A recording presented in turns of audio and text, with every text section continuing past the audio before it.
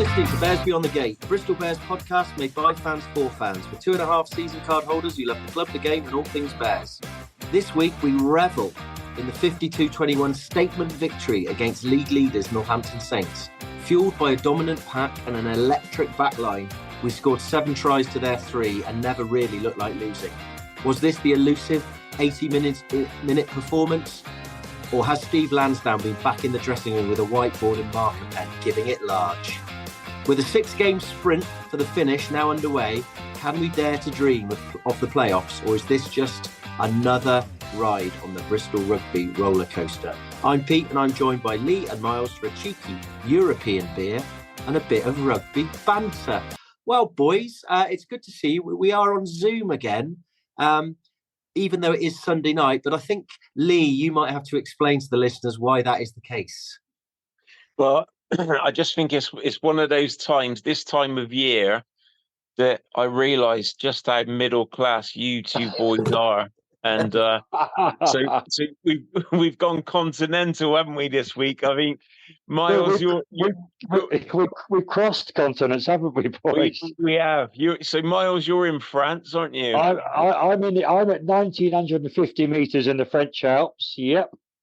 And Pete, and you're in Austria, is that correct? Yeah, I'm in Zell am See, which is south of Salzburg. Not quite as high as Miles, but but also in a resort. But yeah, and I think me and Miles have both had our first day of skiing. I don't know about you, Miles, but I'm feeling a bit sore and a bit achy because obviously did absolutely no training or warm-ups or anything, and then went straight out on the snow today because it was snowing. So we thought we'd try and make the most of it, and struggling a bit now. I mean, you're right, mate. Why would nearly 50 or just 50-somethings do any exercise or any prep for any holiday? It's just not within our ethos, is it? Likewise, a bit stiff this evening, but a few glasses of French vino are helping out. Well, that's good. Anyway, I'm sure nobody wants to hear any more about this nonsense, let alone Lee. But actually, I think, Lee, we should come back to as well, because not only was it a statement victory by the Bears on Friday, but there was one other monumental event that happened on Friday night, and it was you came to the game, mate, didn't you? You were there. I certainly did. And it was great. Wasn't it great? And you saw loads of people. It was a really sociable night. And what? And of course, you're clearly now, a lucky mascot. So, how did you enjoy it? I'll be honest, Pete. I mean, obviously, I'm a sociable chap when I do come out anyway. But I loved it. I absolutely loved it. And I genuinely have missed the rugby family, collectively, because it was so nice. We got into the ground, and it was nice. The boys and the girls still sat around in the same seats, wasn't it, Miles? Where we sit. And it just felt so homely, and it was like I'd never been away. So I really did enjoy it. And I tell you, that performance really backed everything up, Miles, didn't it? And we should say as well, we had a nice drink from Kai as well before the game, didn't we? Yeah, you're right. I mean, our journey began in a proper rugby pub down the Cooper's Arms, didn't it? And then we meandered down the ground. And, fans, not only did Lee turn up, he was hardcore enough to turn up in pretty much just a t-shirt and his pants. I mean, let's not beat around the bush. Our mate Lee is as hard as nails, and nothing phases him. And I fully agree. I think the performance on the night and after the game, the atmosphere was fantastic.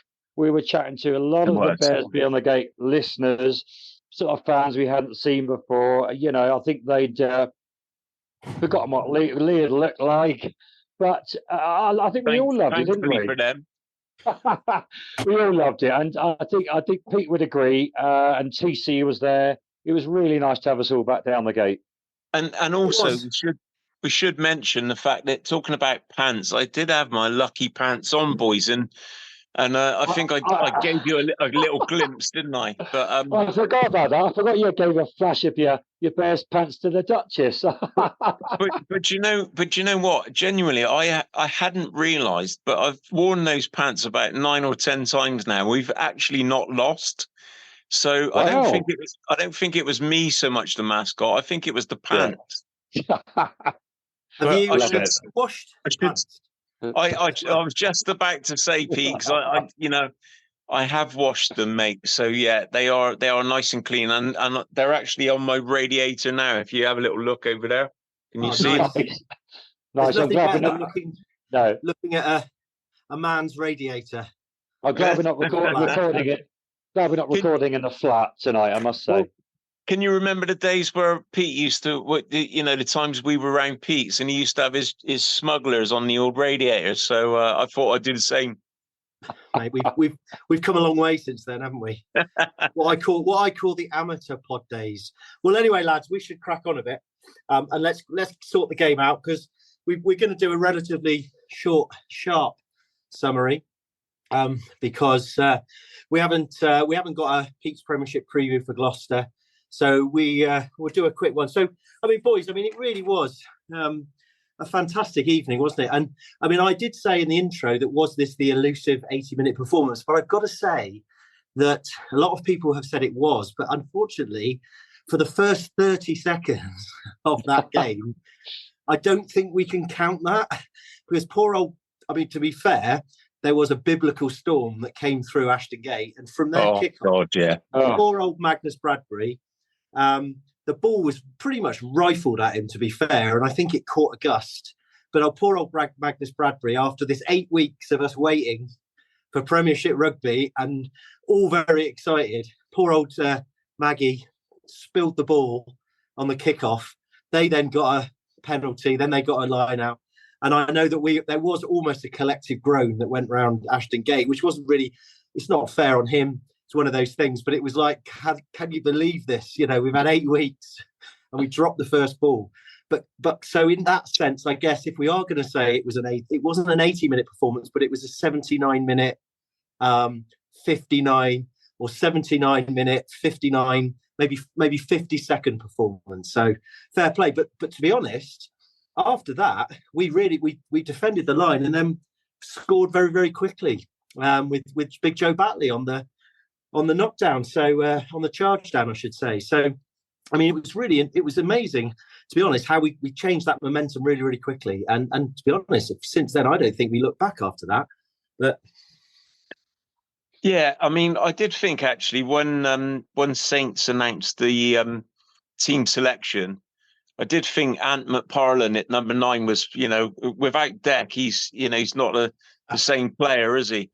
And no, in all fairness, I mean, it was big boots for the youngster to fill in, wasn't it? I mean, we had Adjan and Rands, at 9 and 10, and I did feel a little bit sorry for him, but obviously it was his charge down, wasn't it? Ultimately, on 5 minutes that they got the ball rolling. But as you just said, Pete, after that, it was all one-way traffic, wasn't it?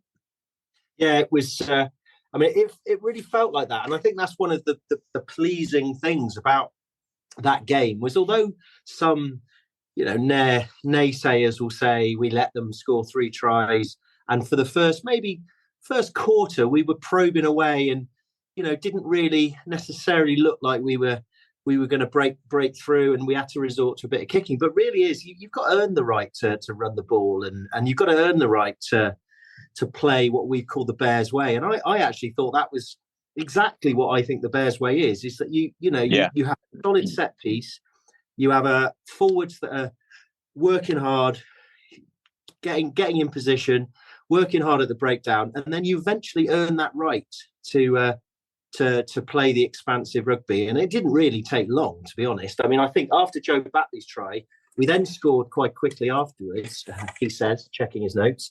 On 18 minutes, that was a fantastic Harry Randall try, Miles.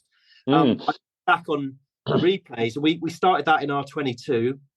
Lovely little pop pass by Fitzharding to AJ McGinty, who broke through. And I know when we were watching it, we thought Randall was a bit too far ahead of him.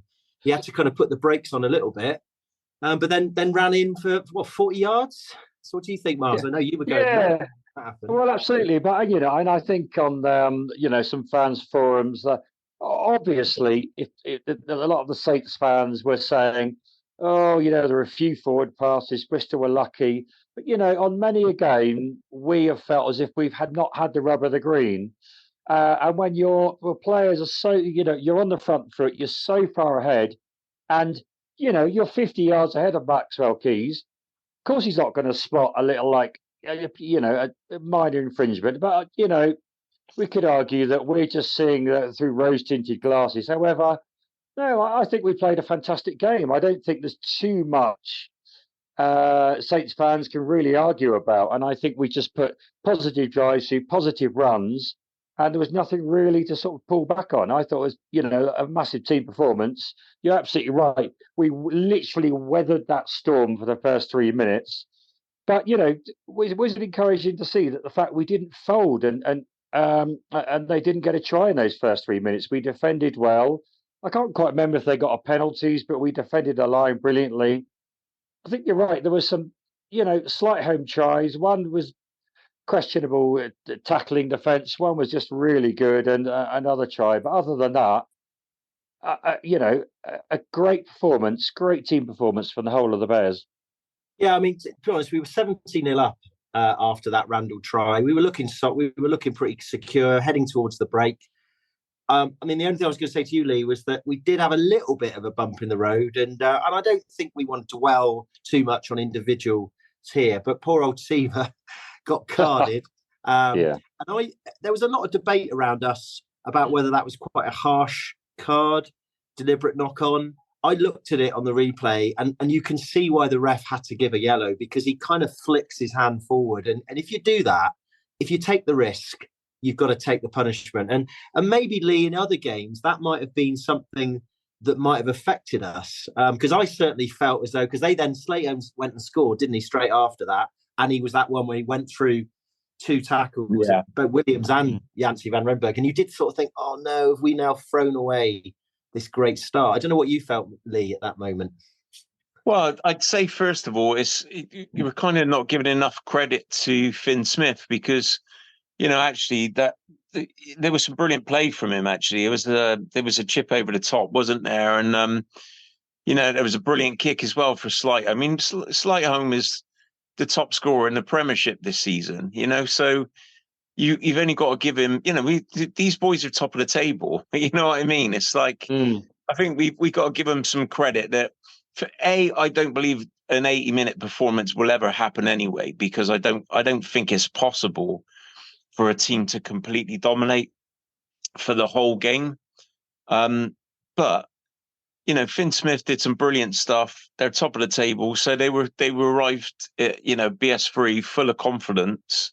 But getting back to the Seaver thing, I mean, I know Miles had mentioned it, didn't you, on Saturday evening? I mean, it does beg the question out: is Seaver a little bit of a liability in our system? Because bless him, I know he's brilliant when we're going forward and we're on top of a game, but how many more times are we going to have? We've had a couple of send-ins off, haven't we? We've had a few knock-ons now, and ultimately it's a 15-man game, and I just feel like the team doesn't need that kind of having to work twice as hard for 10 minutes to make up for another mistake. But I guess that's something we'll probably revisit at another time. But ultimately, we didn't fold, and we kept going. And I don't know, it was one game that I never thought we were in danger of losing, put it that way. Well, it's interesting what you say about we'll never have an 80-minute performance, but I suppose we've never actually kind of clarified what the parameters are of an 80-minute performance. And actually, an 80-minute performance isn't a shellacking where you overrun the other team and score 100 points. to me, an 80-minute performance is when you are put under a little bit of pressure, because that is the game and you should be put under pressure, but you weather that storm, or you get the momentum back. And in many ways, it was almost, you're right, it wasn't an 80-minute performance because it was almost too easy. Actually, I felt as though we might have been put under a bit more pressure by Saints, and we never did. And that's a lot to do with us as well, I know. So it's a difficult one. I think you're absolutely right. I don't think there is ever such a thing, but I think that was a really, that's what we've been hoping for such a long time, and actually, have been working towards in recent times, because I'd kind of forgotten that our record was 4 out of 5 Premiership wins up to this point, and we'd probably been a bit clouded by those European games and the Connacht game as well, which was so disappointing.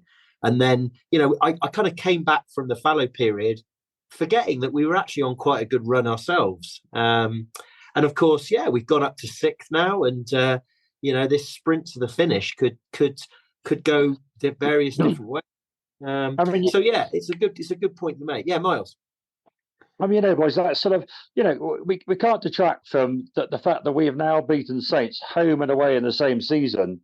I mean, clearly we didn't expect a 62-8 drubbing like last year, did we? However, I don't think many fans saw that scoreline on Friday night coming. They had some still quality players. You still got Lewis Ludham, Alex Coles, and Courtney Laws are phenomenal players in their pack. However, we were delighted to see the likes of Jan Thomas come back, weren't we? It looks like he's never been away. Some youngsters and Fred Davies coming on, and Genge came on and we dominated it. You could say we schooled that pack in the second half. But you're right. I mean, I just thought it was a phenomenal performance, and it was good that we were put under pressure with some quality tries. You're right. Finn Smith tapping over. He's always going to do that. And that just sharpened our defence a little bit. So defensively and attacking, I don't think we could have asked for much more on Friday. No, absolutely. Lee, you want to say something? Yeah, I just wanted to big up Sinks as well, because I thought that was, I've questioned, when we knew that he was moving on, I questioned whether his heart would still be, in it for us, but he played an absolute blinder. I thought he was immense. And, having, as Miles had just said, having Big Jan back, I mean, it's just, I don't know. It's they offer something like Big Jan.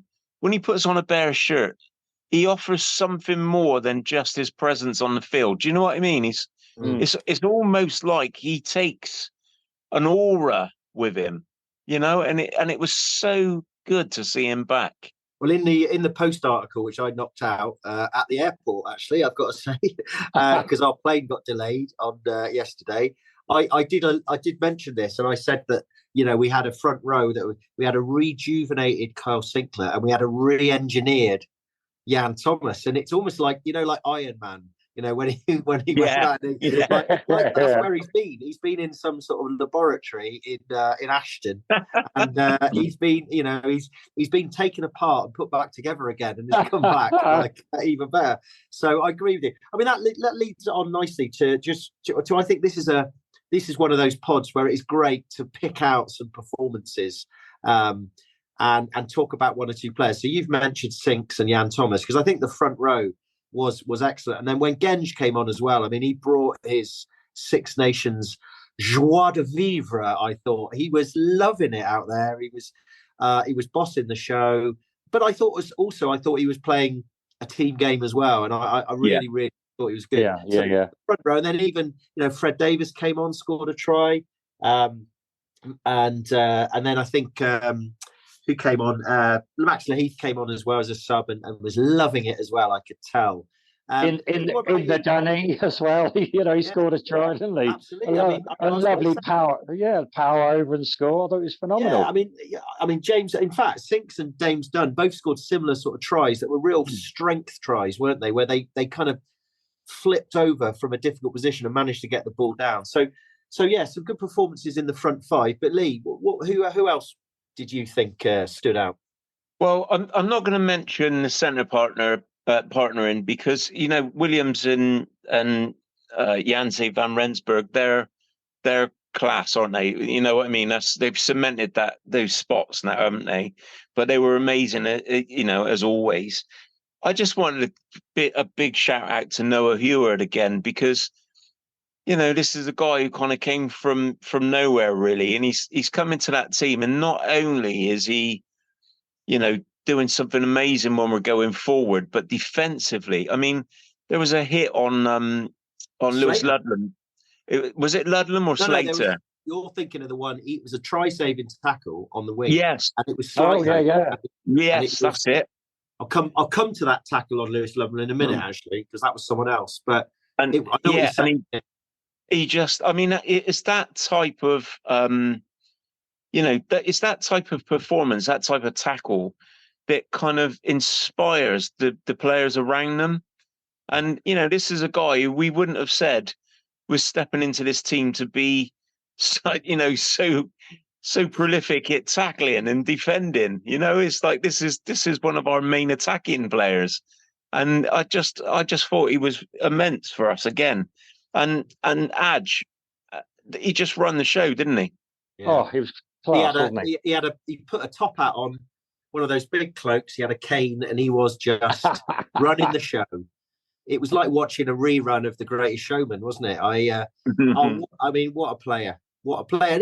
And not just a kind of, a kicker, not just a kind of. He doesn't just make a little yard. That try for Randall, he broke out of our 22. I mean, this is a guy he's on the wrong side of 30, isn't it? And we need to keep that boy so fit, don't we? So we need to wrap him up in cotton wool.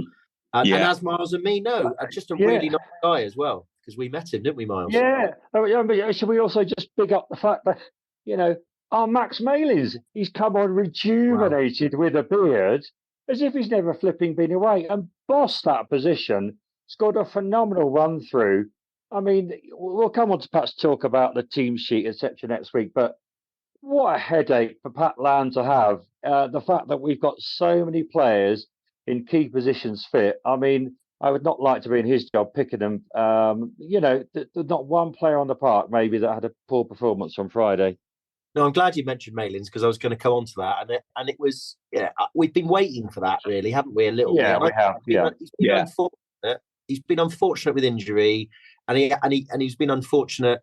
He's been in and out of the England squad, but I think that this 8-week period for him has probably been quite a defining time. And I mean, for a start, growing a beard. I mean, it must have taken him 8 weeks to get that beard, because he doesn't strike me as the sort of bloke that grows a beard quickly. He's kind of quite a sort of clean cut sort of guy, isn't he? But his injury wasn't listed, was it? So we don't know why. So maybe that was it. Facial injury, and he's just hiding it with cut himself shaving. He cut himself shaving, because he tried to grow a beard once, and then didn't like it, tried to shave it off and cut his waist. Yeah, I mean, he was great. I mean, talking about sharpness, I think I'd like to mention Harry Randall. I mean, he got man of the match, and rightly so. He did everything that a good scrum half does. His service was rapido. He got to the ruck quickly. He got the ball away. He was also sniping around. He was constantly giving them worries. And then, of course, he did at least one trademark tap and go as well. Yeah. And actually, I should also say a fourth thing. The try he scored, when the ball went inside to him from Adge, I thought, I don't think he's going to make that, because he had three Saints players. Oh, yeah. And then he had a little, I think he got a little bit of acceleration off a handoff, but he got that. I couldn't believe it, actually. I thought he was going to get caught short, and he suddenly, and this is a guy who's just had twins. Pete, I was going to say, I think we need to congratulate Mrs. Randall as well, because she'd obviously let Harry sleep in the spare room, because it looked like he got a full night's kit the night before. Although, as we know, boys, often when you're needed least as a dad is those first few weeks, isn't it? Because you're absolutely right. There's nothing you can offer. She has most of the things that the babies want.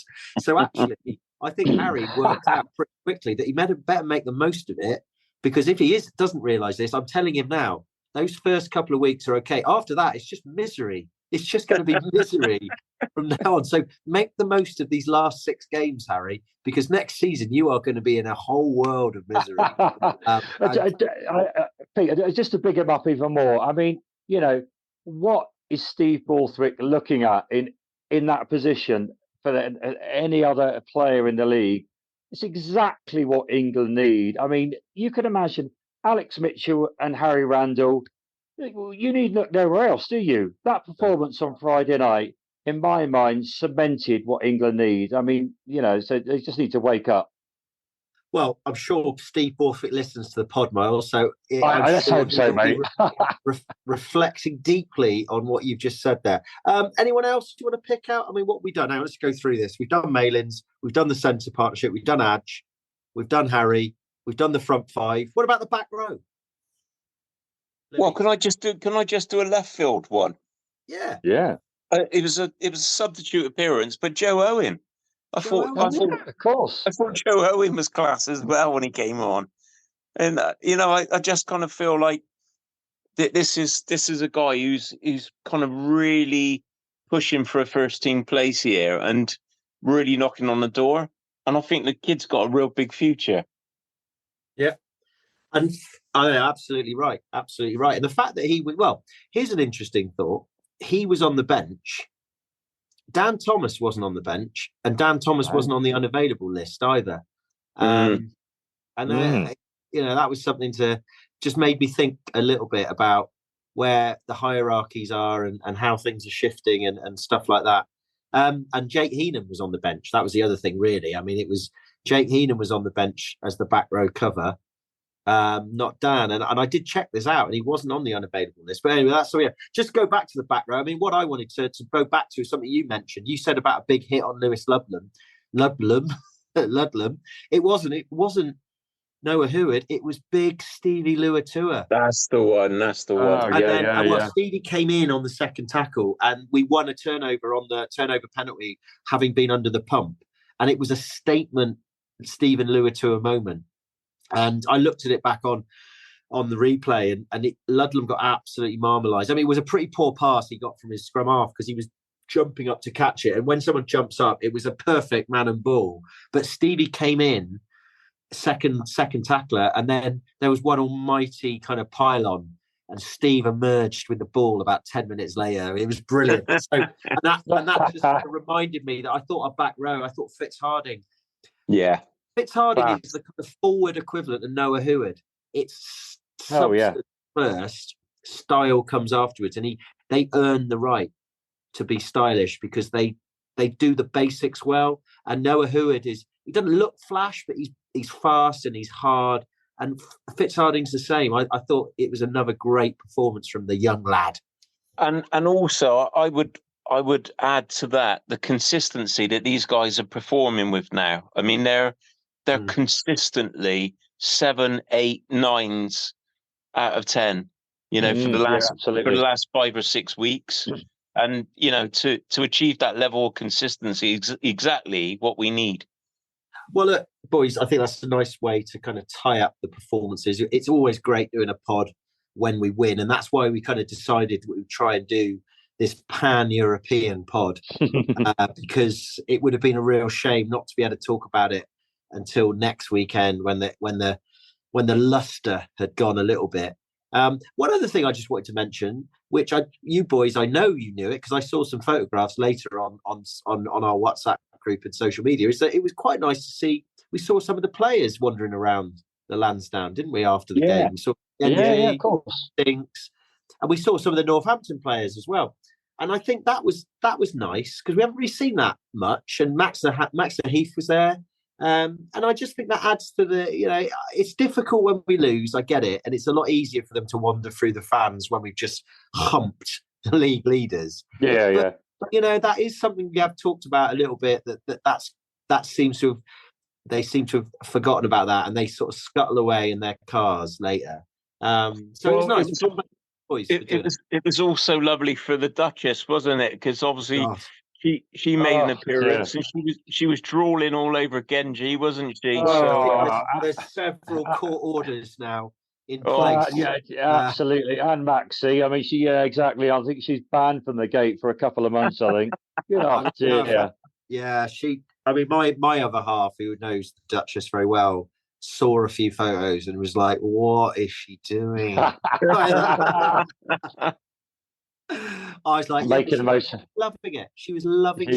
She was riding on that, crest, wasn't she?" You're right, but we've talked about this in the past. I mean, I'm afraid playing rugby, it's not just their job.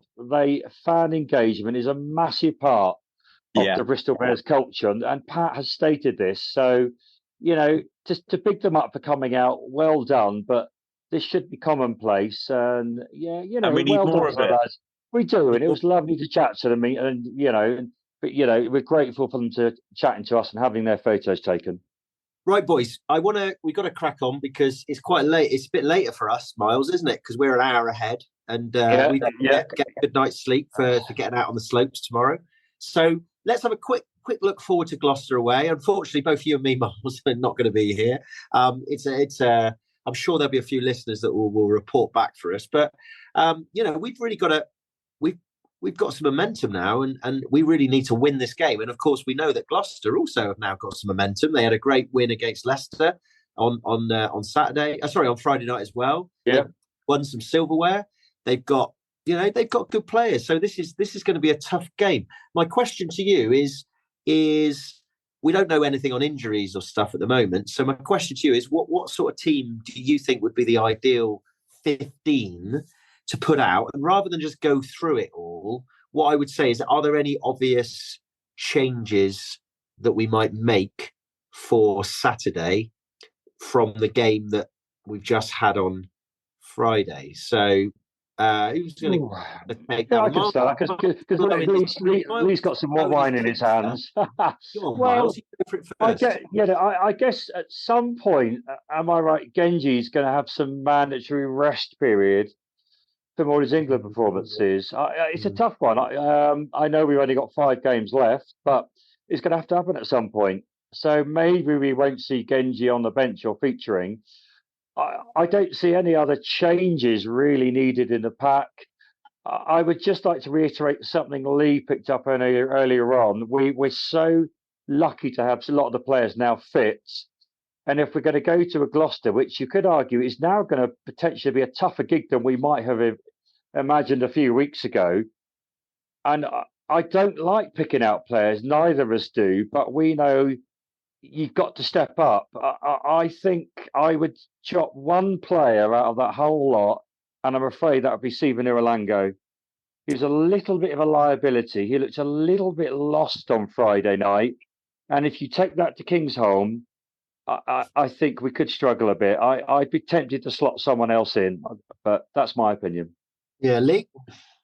Yeah, totally agree with that, Miles. I mean, for me, it's quite easy. I think we put Max Malins at fullback and we put Noah Heward on the wing, drop Seaver. And then I think, it's still unlucky. Oh, Rich Lane, he's fit, isn't he, Rich? Well, he wasn't on the unavailable list either. No. But maybe he comes into the bench for sure. Well, tripped him up at that London Scottish game by accident. I don't know. He's still getting over that, the trauma of having to have a photograph taken with me, Mark Newell, and Phil Allen. Now, if people know those two characters, they'll know that it has taken Rich a while to get over that. Yeah, I agree. We've got 2 other quality wings we can slot in at any point, can't we? So we'll see. And I also do feel like, hopefully two games in the space of 7 days or 8 days is not too much for Big Jan, but I do feel we need a Big Jan at Kingsholm. Yeah. I think he is the type of player that we need in the starting lineup. So you're thinking? Do you agree with Miles? So Genji might get his rest, or just on the I think Genji will get a rest. I don't know whether it'll be this week because I think this game is vitally important for us, but at some point he has to have the rest, doesn't he? So I think maybe for Falcons. Yeah, well, that's what I was going to say, and also then there's a European break as well, isn't there? So yeah, there is. I feel it's a real difficult one. I think Genji and Jan will play at some point on Saturday. It just depends who you're going to go first. You're going to go with Jan to kind of, soften them up a bit, and then bring Genji on, which worked really well against Saints. So I'm thinking it might be a Jan to start and a Genji come on in the second half. Yeah, to kind of to make to cause havoc and to So I think that's a good shout, and I totally agree with the Heward thing. The guy has got to stay in the side, but I think he's just as good a winger as he is a fullback, and I think Malin's at fullback. We have to get him there. That's what he stated is his position. I think Gabs. I know I won't name the person, but someone who sits very close to me in the Dolman, who knows who he is.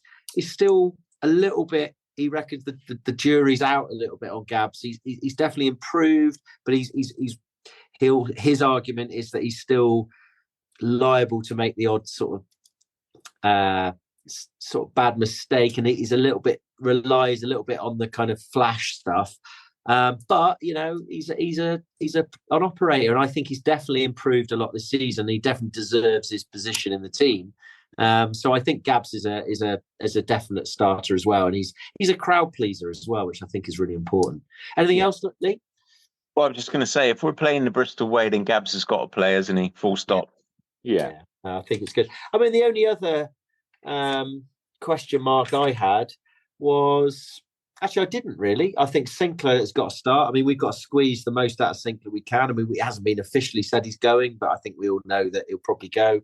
And he seems to be in a good place at the moment. So let's squeeze the most out of Sinks as we can. I mean, I think Ogray, I've got to say, Davis impresses me a lot. And I think Ogray will always start at the moment. If Capon's is injured and Thacker's still injured, it'll be a Capon, Ogray, Randall, obviously. I can't. It's really about who might go on the bench at the moment.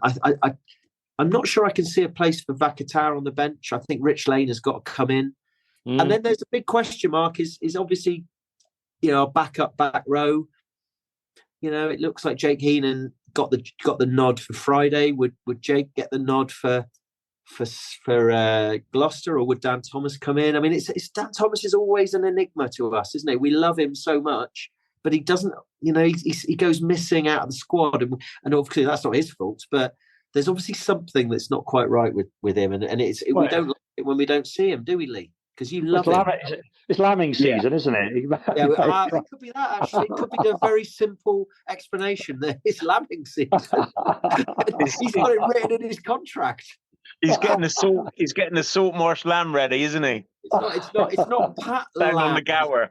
It's not Pat Lamb that's It's the problem. Larry the Lamb. It's lots of lambs that are the problem with Dan Thomas. Yeah, so maybe that's it. Apart from that, I can't really see why not. Just go in there, just say to the boys, do the same again, fellas. You've got these boys. You can win the pack, win the front, win the forward competition.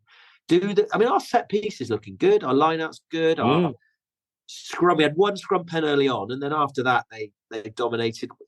I would say that we are a pack that people are starting to fear now. Yeah.